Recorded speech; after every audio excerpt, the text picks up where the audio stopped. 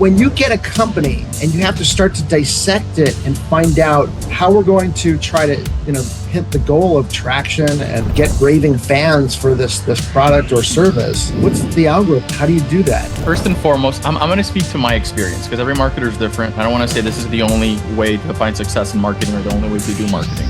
But for me, the most important part is the business owner, because a lot of people want to market. A lot of people think they have a great product, but they have a shitty attitude, or they have poor work ethic, or they're not punctual, or they have bad customer service. So first and foremost, is the person running an ethical business? Or do they have a good product? Do they have good customer service? Is there a product market fit, right? Does the market want this type of product? How is it priced? What is the value proposition? What makes it stand out over the others? All right, Alex Quin. We're going to talk about marketing. We're going to talk about long shot stories. We might even talk about the Miami Dolphins because he's in Miami and I'm a Miami Dolphins fan. Why? I don't know why. I'm from LA. I'm not from Miami, but let's go back to the beginning like we do. We go back to the beginning of things. Let's go back to little Alex. Maybe we'll go back to, are you from Miami? And let's start maybe right after that at Pizza Hut, because it's a nice contrast of what, in your bio. And I want to talk about that. Absolutely. Born and raised in Miami. Very excited to be on this podcast. Thank you for the opportunity. Thank you for everybody tuning in, giving us their time. Born and raised here in Miami. I'm Alex. Been passionate about marketing my whole life. Started digital marketing in high school, selling concert tickets, bracelets, flipping cell phones, even cars. I even got to flip cars.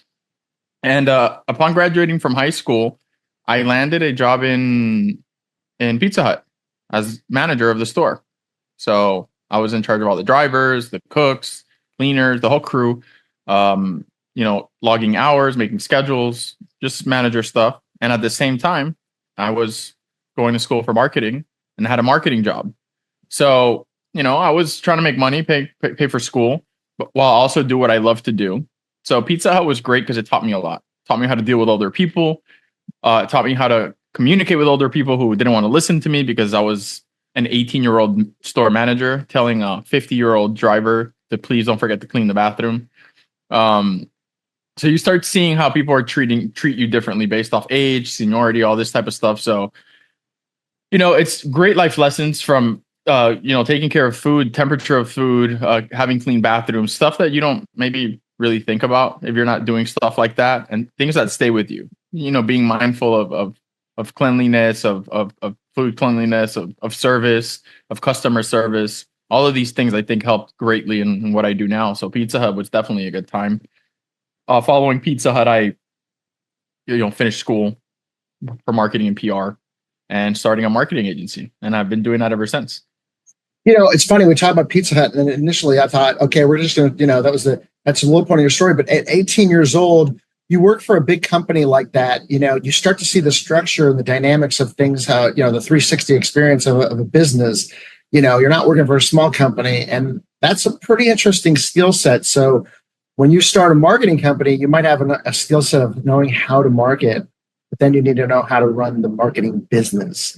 And that's what you did. So cool. So let's go into, you start your marketing company. What does that look like? How do you get started? How do you scale? What does that look like for you? The marketing business, it didn't really start out of nowhere. I had already had some experience working with some mentors of mine who gave me the opportunity to market for their company. I was the marketing director. This was a little bit after Pizza Hut, right? I was at Pizza Hut for probably like a year or so. At 19, I was given the opportunity to be the marketing director of a business down here. And I learned a lot about marketing. And in one of those jobs, in one of those times, I had a side gig from the same mentors in which I had to drive someone. I had to be the chauffeur. And this person was an advertising executive, very successful marketing company that he still runs. And I had to drive him everywhere. So, I got to know him a bit, built a good relationship with him, got to see how he operated. And it kind of opened up the doors for me that I would have never thought could open. Not from specifically a perspective of him giving me opportunity, but just me being in his orbit showed me that these type of things are possible. So up until this point, I had been marketing online since I was like 14, 15. I'm about 19 years old now. I'm seeing what can be done right, in marketing. But at this time, it's still not fully there where brands are immersed into, let's dive into social media, let's do digital marketing. It existed, don't get me wrong, but it wasn't what it is today, which is almost everybody's main goal, right? So for this individual, he did TV advertising, he did more traditional advertising. For me, what I started offering as part of my marketing agency when I first started it, post working for him, was social media management, photo and video content creation, right? That's kind of like where I got my start. My first client was a merch company, e-commerce merch, hats, t-shirts, hoodies, sweatpants, right? I was responsible for capturing content for them, building their website. I was responsible for getting influencer deals for them. So I started dabbling into different areas of digital marketing. Digital marketing, as you already know, has a ton of stuff. The Facebook ads, Instagram ads, Google, TikTok, influencer marketing, SEO. Some people just focus on email. Some people just focus on text messaging. There's different areas that you focus on. And I started learning the different areas as I went. I started signing on new clients. I was probably charging $500 to $1,000 a month per client by then. At that point, I had a few clients. Once I had a handful of clients, at the time I was a lot younger, so it was hard for people to trust me at first, even though I was very eloquent. So I said, I need a little office. So I got an office in Miami Lakes, down here in South Florida. Very nice, tiny office, literally the size of a closet. No windows, but very nice. Two very nice desks. So I could have people come in, like, consult. And I started scaling. And I had a lot of referrals from people who had worked with me in the past. And I started pitching people, reaching out, going on websites, putting my portfolio up, and leads eventually started trickling from different areas. And then it was just a matter of me falling into place, seeing what I liked, what I didn't like, and figuring out how an agency operated. I started working with contractors at first, right, part-time, when things got a little bit out of hand for me. And then eventually I started, getting full-time staff, and eventually ended up growing that office to 5 offices physically in South Florida. By then I was about 23 years old.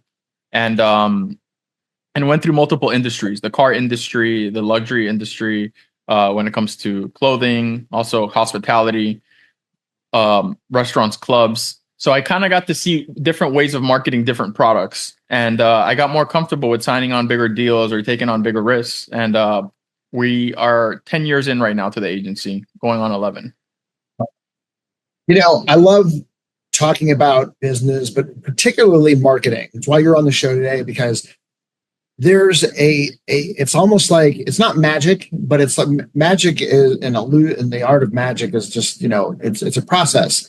It's like acting or anything else. And to me, in marketing, and I've been in business for a long time, and it's just the one thing that's like, it can be difficult. There's so many moving parts, but if you have the skill set like you do to know the algorithm of a certain type of product, the lifestyle you're going to attach to it, the story you're going to start to tell, the type of channels you're going to use, how you're going to use those channels, A/B testing, all those things, trying to figure out the corkscrew, trying to figure out how are you going to take. I'm talking about me. I just launched the business a couple weeks ago. We were really not fully launched because our Facebook page got hacked, so I need to we're revamping everything. So once we start advertising on Facebook, Instagram, and TikTok, I will consider ourselves launched. Did a Kickstarter campaign that we met our goal and all that. But I'm going to talk about a widget, outdoor product. The thing is that when you get a company and you have to start to dissect it and find out how we're going to try to, hit the goal of traction and get raving fans for this product or service, what's the algorithm? How do you do that? First and foremost, I'm going to speak to my experience, because every marketer is different. I don't want to say this is the only way to find success in marketing or the only way to do marketing. But for me, the most important part is the business owner. Because a lot of people want to market. A lot of people think they have a great product, but they have a shitty attitude, or they have poor work ethic, or they're not punctual, or they have bad customer service. There's a lot that has to do with the attitude of the person that you're working with. So first and foremost, is the person running the business running an ethical business? Or do they have a good product? Do they have good customer service? Right? Is there a product market fit? Right? Does the market want this type of product? How is it priced?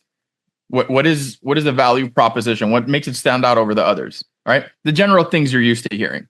Right? After I move past those things, I look for at the stage I'm in right now. I look at revenue. Right? They don't have to be a multi-million-dollar company, but I want to see what revenue has been made and where that revenue came from. Right? What active channels are bringing in the most business? Is it word of mouth? Is it paid ads? Is it affiliate marketing? Okay. Are you doing TV ads, radio, whatever the case may be? So what I do is I dive into the data. I try to find successful actions that the company has taken that has generated them revenue, packaging, bundling. I mean, right? Are they bundling products? If it's a product, if it's a service, how, what kind of service have they been offering? What have the prices been like? What reviews are like? So I dive deep into the reviews so I could get to understand the company, what has worked. Because I'm not one of those marketers that comes in and tells you to do a bunch of new crazy things and spend money here, spend money there. I like to see what has worked. What got you to where you are, right? So let's analyze that, because a lot of the times you'll see business owners start doing really well, or maybe not really well, but better than they were before, and they start operating differently. So they start doing different things than the ones that got them to where they are.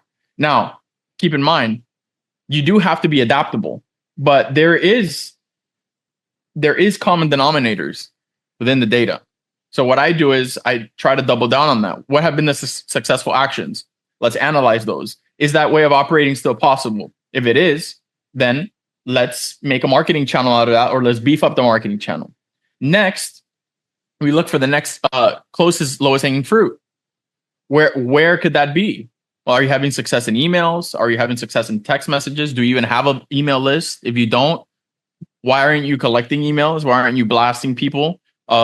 Not annoying them, but how many touch points are you having? What does your data look like? If there's no data, we set up the infrastructure to capture that data. All right. And then we look at other channels. It depends on the product, depends on the service. If you're looking at a local service business, I always like to look at Google YouTube ads, because people are looking for it already. Facebook ads work really well for that, but that's I would say less likely to convert than the immediate ads you could run on Google, Facebook. So for example, I have a renovations company I run Facebook ads for, and we have a lot of success doing Facebook ads and Google ads, because, for example, people looking kitchen renovations Miami, well, we know they're going to be found in Google. So we analyze what the budget is, right? Because a lot of the times people want to do many things, but they can't afford it. So if there isn't a high budget, we look at what organic ways we could help them. Google Business, content distribution. If they have budget for paid and we want to get the phones ringing right away, we turn on some Google and Facebook ads, right? So I go from the process of analyzing the owner of the business and the management, the staff that is running everything, the quality of the product or service, what people have said about the product or service, what is the hook, what are the main hooks, right? What has worked before, what hasn't, where have you advertised before, where haven't you advertised before, have you worked with a marketer before, have you worked at an agency before, have you been burned? Because a lot of the times business owners don't want to try something new. Oh, I already paid a Facebook guy to do that, it never worked. Well, that's like going to a shitty doctor, fucked you up. Sorry, forgive my language. Yeah, no, right. That's screwed you up, and then you think every doctor is going to be like that, or every an attorney screwed you, and you think every attorney is going to be like that. That's not really the case. So finding a good marketer isn't easy, okay? Because there's a lot of people out there that say you can do marketing. If you're somebody that's looking for marketing, or somebody that's looking to get into marketing, I think this piece of advice could fall really well on you. And it's, if you're a marketer, collect case studies, no matter how small you think they are, no matter how insignificant you think they are. Talk about it, okay? Collect it as part of a video, as part of a blog. Gather screenshots. If somebody gave you great feedback, even if it's a text message, screenshot it, save it. And if you're somebody hiring a marketer, look for case studies, and also call those case studies. I know a lot of people ask for a case study, ask for a referral, they never call. You got to call, because a marketer is spending your cash. They're blowing through your cash. If they're not good, you're screwed. And if you're the marketer, ethically, if you're burning through somebody's cash and you have no idea or sense of direction of where you're going, that's unethical and it's not right. So to the people that say, well, I don't have experience, what am I supposed to do? Hire a consultant. You could close a deal and use some of your revenue to hire a consultant to overlook what you're doing, or take a hit on the first month or two by bringing an expert on that helps you, and then you build your experience. I would say that everything that I've learned in marketing has been a product of my experience, of my wins and my losses. Even the things I've screwed up in, I've been able to learn from, and those things have helped somebody in the future not fall into a mistake like that. So I know that was a little bit of a long-winded answer, but that's pretty much what I do when I come in and I look at a business. Yeah, no, that's a great understanding of the full 360 experience of business. That's important. We don't, marketers won't talk about that sometimes. And that's kind of like your own little, difference that stood out for you. You're just talking about the whole 360 because it all matters. Let's get into the weeds though on marketing. Let's get into, we'll get into a couple of things. One thing, that I run into a problem with is I have an outdoor product, which means bandwidth. I hate to use bandwidth. It's so 2010. But anyways, bandwidth issues of taking, getting the product shot, setting it up, as to where somebody might have a small product. It's like so easy to be consistent. And so there's that. But what do you do? Sometimes are there certain modalities of saying, look, you could have any kind of product. And here are some modalities of how you can promote your lifestyle, try to paint that picture for the customer, really entice them. There's check-ins and things like that. But what are some of the triggers that you might have pulled in the past, specifically saying, look, no matter what kind of product you have, you can do X, Y, and Z on a daily basis to ties them with a good hook and really keeps them interested in the product or introduces something different. What are your ideas on that because it's such a time suck to film your products sometimes. You're talking about filming the products and like doing a commercial that speaks the pain points and all the hooks that are necessary. Yeah. I mean, maybe I'm wrong because I see the marketing as just constantly painting a picture of I want that, I want to live that, therefore I'm going to be more apt to buy that. Right. So give me an example of your product. What product is the product that you're launching right now? Volator is a backpack that is a combination of a tarp that opens up to a hammock that's also a sidewall with pockets in it and a gear organizer. It also attaches to a soft cooler. The soft cooler is separate. And we have other backpacks coming on the way that, they are all interchangeable with each other and they all connect to each other and they're called Bolo packs. So it's for the outdoor enthusiast that ranges across from hunting, camping, fishing, hiking, or tailgating across the board, or just somebody by the pool or weekend warrior.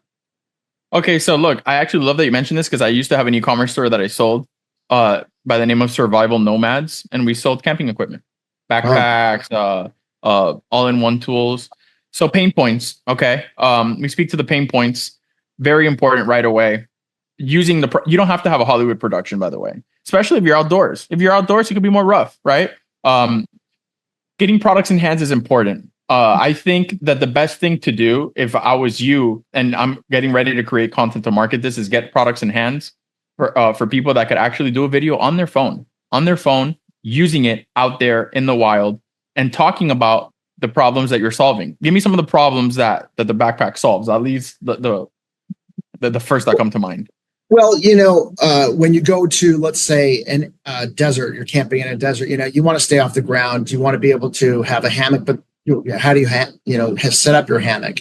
Well, you can set this up, on your two vehicles, side by side. You don't need a tree or you want to be able to, fold and roll this thing up and attach it, and have it, attached to something else or easy, transport.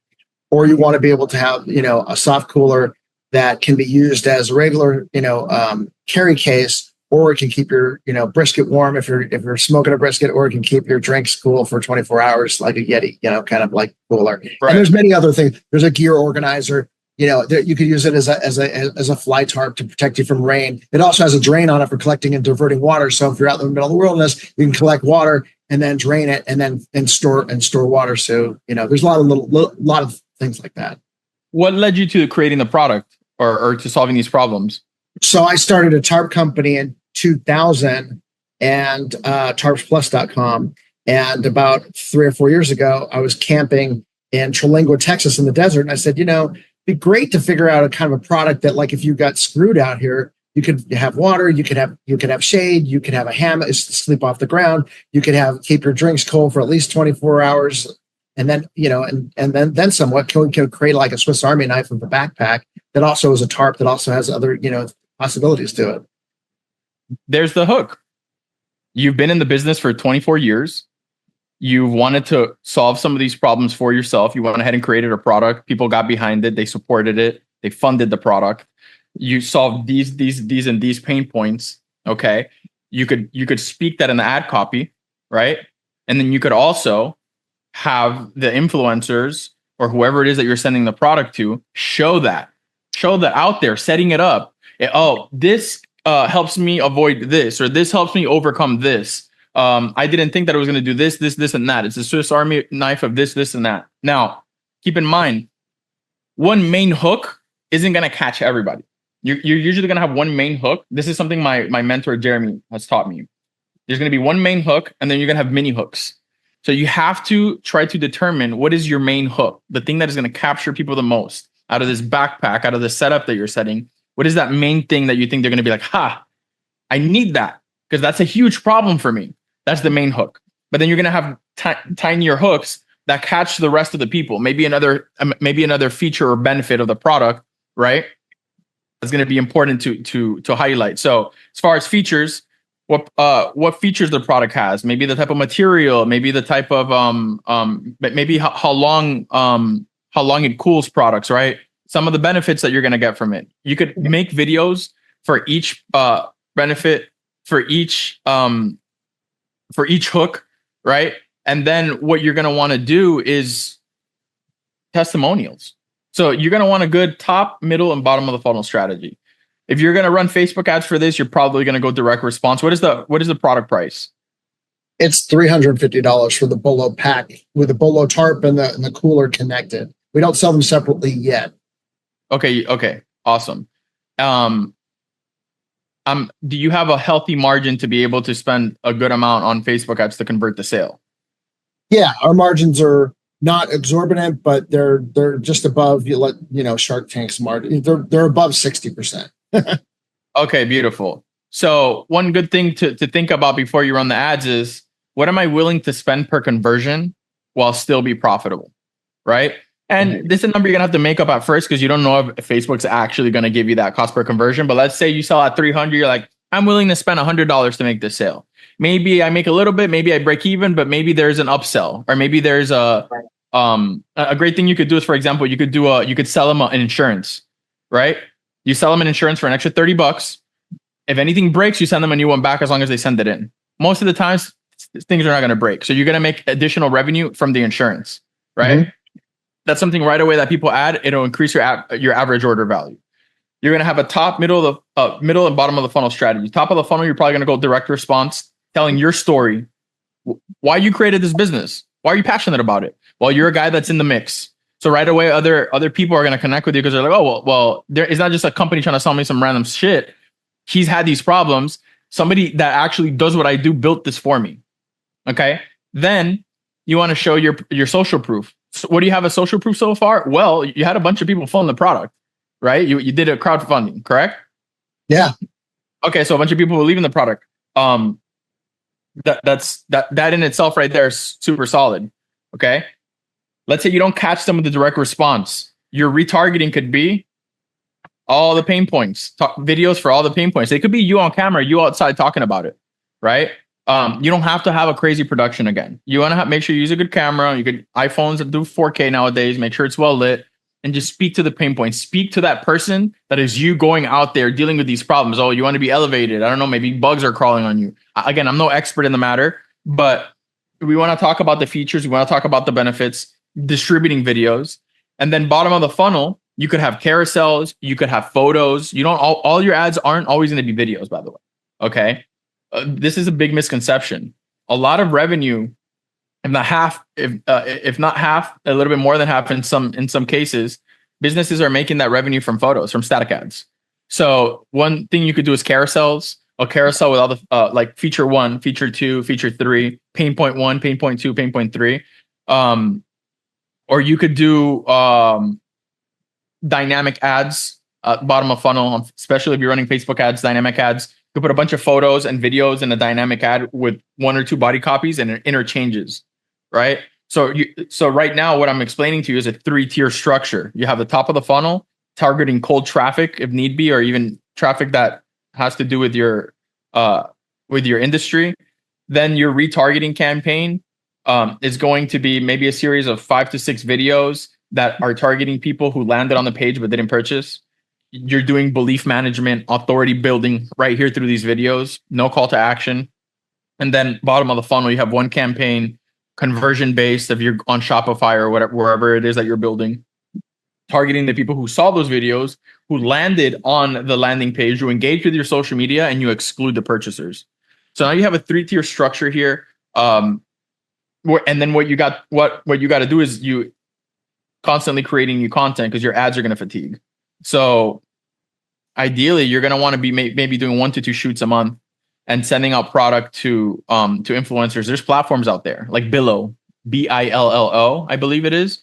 You get to connect with influencers. There's one called Maven Creators, very, very good one down here in South Florida, and they're expanding into the whole eastern region, all the way up north. And you find great influencers that are actually going to be out there. They're going to create the content for you, and they're going to speak for you what the product is, rather than only it being you. So if on the direct response, it's you explaining it as the founder, which I think you should do. You're good on camera, you're good on the mic, very easy for you to do. Tell your story. It's been, you said since 2000 you've been in the industry? Yeah. Tarps. Yeah, but it's the industry. So yeah, it's almost 3 decades. You're going on 3 decades next year, starting next year. You could lean on that a little bit, right? You could use your podcast to your advantage as well. And you could pull clips from the podcast talking about what you're doing. It establishes you as an authority behind the mic, maybe talking to an expert. Maybe you could bring experts on, right? On your podcast within that industry, let's say outdoor camping, and show them your product on the podcast like this, share the screen, get their take, what they think, and then with their permission, be able to use a lot of that. So I know you mentioned at the beginning of the question is like, how is content going to be? Content's going to be a breeze. You just want to be able to stick to all those hooks. Get one main hook, get 4 other hooks, know your features, know your benefits, know your pain points, and make all the videos about that, right? And then figure out what your call to action is going to be, what your offer is going to be. I recommend that when you launch, you do a bundle. So you're going to sell one, right? It's going to be the cooler and then the other, the backpack. Mm-hmm. Do a bundle for 2. Remember, there's rich people that need 2, 3, 4 of everything. Right? Don't just think that they're going to buy one, because the bundle raises your average order value, makes it a lot easier, right? And then you could tag the customers. They bought 2, they bought 3. Makes it easier to bring more money through the door at first, and then invest that money into advertising. Because when you first start, if you don't have a pipeline, when you're setting up these campaign structures, it doesn't mean that they're going to be profitable. It might take some time for you to become profitable. So you want to give yourself breathing room and oxygen by being creative in the way that you sell the product. And if you bundle the products up, make more revenue from the product, it's more revenue for you to advertise. The name of the game in whatever industry you choose on Facebook, Instagram, Google Ads is whoever has the best margin has a bigger opportunity to spend. The more an opportunity you have to spend, bigger pool of people you could reach out to and take more market share. Meet the Bolo Pack, the ultimate travel companion that transforms into a hammock, a pop-up tent, and even a cooler. Whether you're hiking, camping, or chilling at the beach, the Bolo Pack has you covered. First up, the Bolo Pack is a sleek, compact backpack, perfect for day trips or long adventures. Need a break? With a simple pull, the Bolo Pack transforms into a relaxing hammock, perfect for catching your breath during hikes. Planning to spend the night? The Bolo Pack also converts into a pop-up tent, giving you shelter wherever you go. And the best part? The Bolo Pack doubles as a cooler, keeping your food and drinks fresh for hours. Let me show you how easy it is to switch between modes. First, the hammock. Just a few simple steps, and you're ready to relax. Next, the pop-up tent for quick shelter setup. And finally, the cooler function, ensuring you stay refreshed on the go. From day hikes to weekend getaways, the Bolo Pack adapts to your needs. Whether you're chilling, camping, or keeping your snacks cool, ready to upgrade your travel game? Get your Bolo Pack today and take your adventures to the next level. Link in the description. This is really good stuff. I mean, this is stuff that you hear, throughout the years, and you're like, yep, these are the greatest hits, and it's just execution.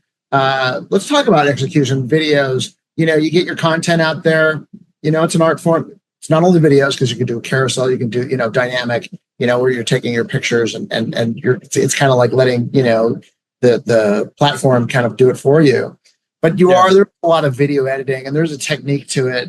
Of course, are there any little nuggets you could share with us as far as like video technique of some of the greatest hits on like, well, when you're going to make a video, you want it to be, of course, every clip is a certain amount of time. You want to hit the hook right away. But look, tell us about, video editing, because that's such a big part of it. You film your content, but then how it's presented is such a key thing. You can have a super great video. If people don't watch all the way through, they didn't see it. Doesn't matter how great it is. And a lot of people, they try to create these crazy videos, storytelling, and which you need to focus on, in my opinion. And again, I'm not the all knower of marketing, okay? But in my opinion, from what has worked for me, is you focus on the first 3 to 5 seconds, because that's what people's attention span is anyways, right? You see people scroll on Facebook, they quickly watch, and then they get on to the next video. So first thing you want to do is that hook. What is that main pain point that your product is solving? What is the main pain point that the product is solving? And mention it right away. Tired of having bugs crawl on you when you're camping? Whatever. I don't know. You know what I'm saying? I don't know how. Tired of carrying around all this shit. Whatever. Tired of carrying all this shit when you're going camping? Here's 3 tips. I got, by the end of this video, I'm going to give you 3 tips that are going to help you overcome this. Boom. Right away, you show them there's going to be a payoff. So you talk about the pain point. You tell them you're going to give them a few tips, and then you give a payoff. Right? So within the first 3 seconds already, if you're quick, concise, to the point, and you're making nice cuts, you're keeping them going. Now, why do you want this? You want this because video views are retargetable. So if you have somebody that watched, 15 seconds of your video, which is a through play on Facebook, or saw 3 seconds of your video, even 3 seconds is a lot for some people. Some people's attention span is 1 second. You could retarget those people with your carousels or whatever the case may be, because they already saw part of it, right? So for me, the most important part is getting them through as much of the video as you can, because you could have this Hollywood masterpiece. It could look like Steven Spielberg made your commercial, but what if the average video view is 2 seconds? Right. They didn't get the message. So they get to the landing page. They're like, oh, this is $300. Oh, I don't want to buy that. Well, they don't want to buy it because they don't know its value. And you explain its value with the first hook. So if you're recording several videos, you can actually follow this structure. You don't want all of them to be like this, but you can make a few where it's like, mention the hook, tell them that you're going to give them some tips on what's going to help them solve that hook, by letting them know there's going to be a payoff by the end of the video. And then you just give them straight value through the end of the video, call to action. For you, go ahead. No, continue, because I have something. Go on. Finish up. So for you could pick that main hook, make a video, make sure you hit 2 or 3 key points that are going to be great, and then choose the other hook, and then choose whatever features or benefits from the product attached to that hook better. You get what I'm saying? Some people they're going to care more about the keeping things cold. So that could be one of your hooks. Oh, keep things cold, and then attach some of the benefits from the backpack or the cooler to that hook. But then there's going to be another hook it's for people that want to be suspended in their hammock. And those maybe people don't necessarily care about the benefits of having things be cold, right? So that's 2 hooks right there. And then you choose hook 3 and hook 4, and then have videos for those hooks. And then make sure the first 3 to 5 seconds in each of those videos, you're keeping it interesting and fast enough, and not selfish, right? Or it's like, speak straight to their issues. Hey, you've probably dealt with this while you're out there. You probably dealt with this. Here's what we're doing. Or here's what this person is doing, or here's what this magazine is saying, this product is innovating, or whatever the case may be, quickly to get them through it. That way they watch a ton of the videos, and then when you retarget them and they land on the page, a lot of their objections are already managed. To me, what you just encapsulated, because you can, you have to run a business, you have to be able to do best practices. You have to make sure that you're doing just everything that entails a business. But to make a business scale in this day, if you're going to sell a widget or anything really, I think that encapsulation of the hook and getting them to say what you're going to do within that short amount of video, with that second, third second, and then showing them, and then doing A/B testing on what the majority of, whether it's like, concept A, concept B, concept, C of your product or service. That right there, that encapsulation, I think is what scales your business. Making good decisions out, but I think that right there in this day and age, just your business depends on how big it's going to be just on that one thing. What are your thoughts on that? Yeah, absolutely. And those are going to be the basics and the fundamentals, right? You're always going to stick to that. You might update the product, you might innovate the product a little bit, but you're always going to stick to those main hooks and those main pain points. And once you understand those pain points, you're going to also start realizing that there's pain points that you're maybe not tending to. And that's where you have the opportunity to introduce new products to the site, right? Or accessories, right? And then that brings up your average order value. So all of that stuff you're going to be doing and the feedback you're going to be gathering is obviously going to be ever evolving. You're always going to live off the basic set, the foundation. But as this feedback comes in, as the data comes in, then you'll be able to know in which ways to innovate. Now, you might not want to become it depends on what your plans are to become an outdoor business that sells a bunch of products. Maybe you just want to focus on one, and there's nothing wrong with that. Okay. But you see a lot of these stores have little accessories. Like, for example, I have a cold plunge, right? I use a cold plunge weekly. And they sell me all types of shit for that cold plunge, all types of little accessories, 20 here, 30 there. Before you know it, spend a bunch of money, right? But it's stuff that I actually need, but I didn't know I needed that. Right. And the only way I find out that I know I needed that is for the pain point. I'll give you example one pain point. I live in Florida. It's hot as shit out here, right? Right. So my cold plunge is always running, but what happens? The sun eats away at the little hoses, right, for the cold plunge. So it'll start cracking. You know that happens with cars too. I got a cold plunge too, and also I just got one a month ago. It's been about a week and a half since I've done it. I got to do it again, and because you said that, I'm gonna cold plunge today. But also it battles against the heat. The cooler, the machine is when it's hot. It's battling against the heat. So it'll say, and also your top water could be warmer than your bottom water. There's a lot of variances that you got to deal with in a hot area with your cold plunge. So they send you they sell you the insulation for the top of it, and then they sell you the foam to put over the little hoses. Right. So that keep all of these little things. You'll start coming up with ways of having add-ons, and that adds to your average order value. It's important. The average order value is key because that will help you be more profitable in the ads. Sure. Yeah. It's interesting. You could literally write a book on 3 seconds. On the hook, getting just the video portion alone, or this advertising, how even your your hooks can be in your still pictures.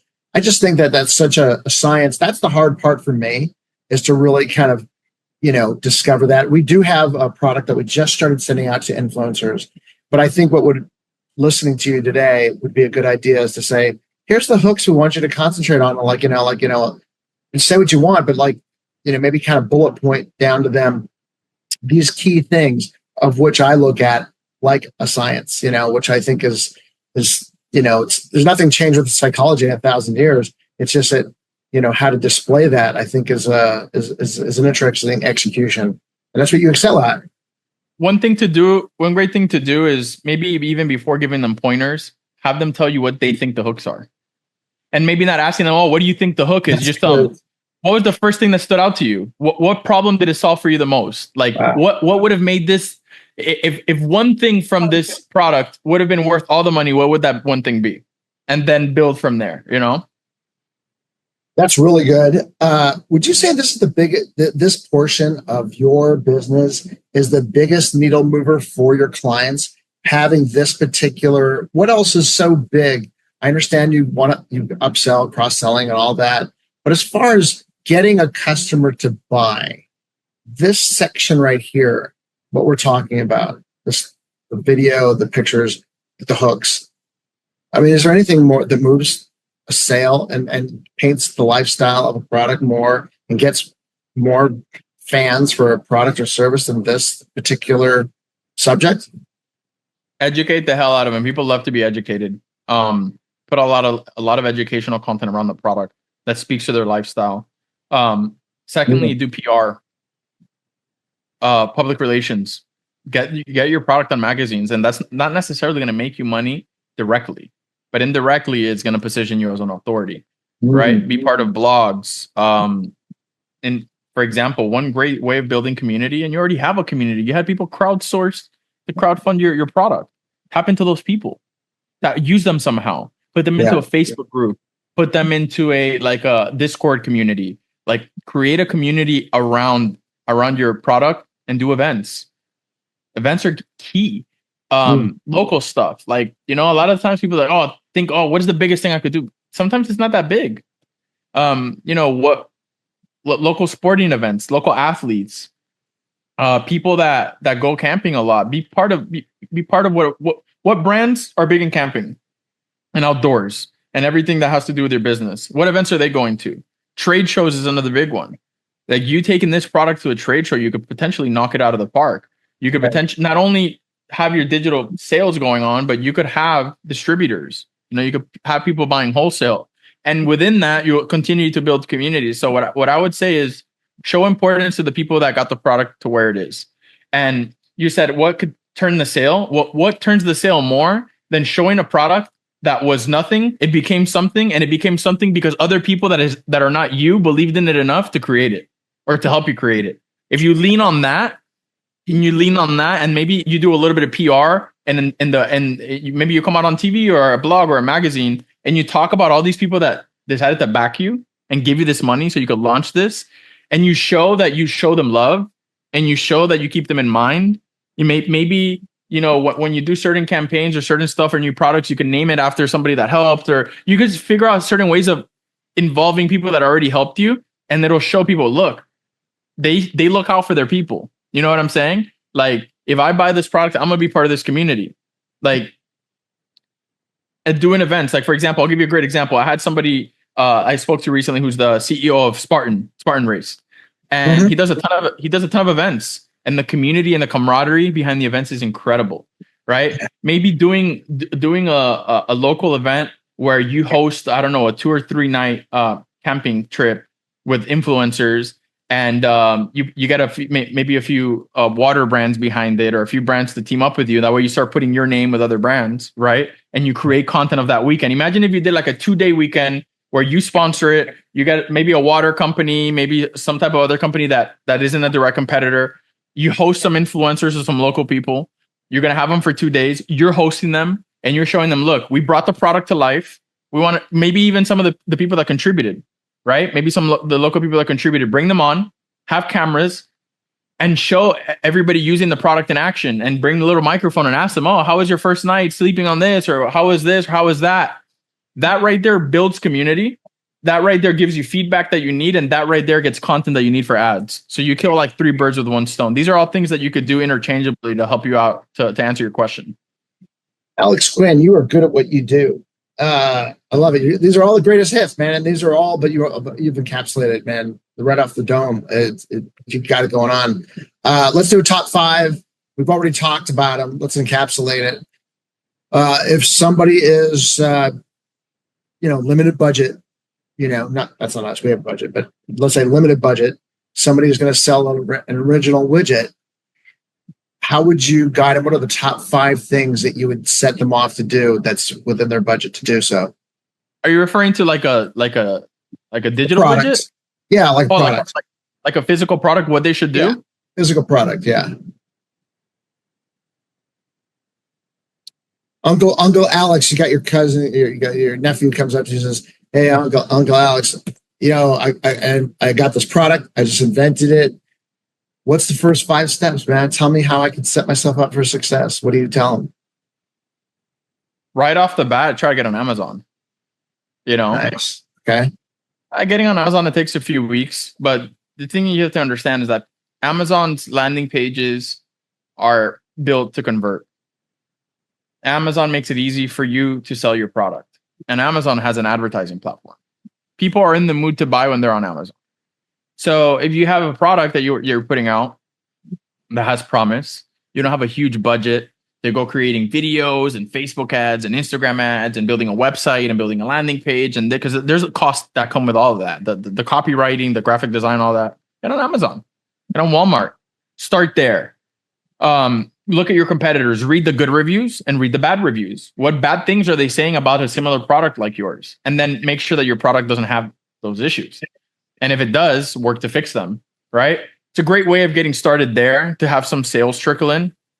And then outside of that, to be honest with you, PR is very important. What we're doing here is PR. Get on podcasts, get products in hands, do showcases of the products, go to trade shows. Okay. I talked about it a little bit ago when we were chatting. Trade shows are important because you might have something that you think is insignificant or very small or in its infancy stages, but there might be somebody at a trade show that product is exactly what they've been looking for. And you'll be able to get a lot of feedback because a lot of the time your product is not ready and you need to get feedback from people. And maybe it's better to get feedback from people before you go all in spending all your money marketing it to only find out that people don't like it.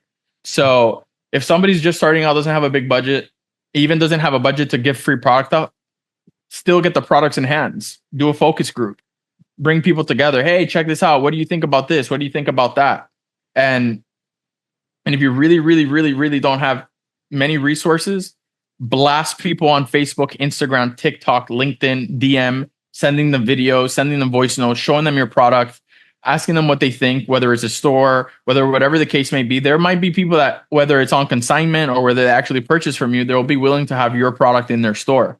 So, that's some ways of doing it. Again, that's not what I specialize in. I usually start working with businesses that are doing $100,000 a month or more in sales. And I come in and I tweak their pipeline and I help them sell more.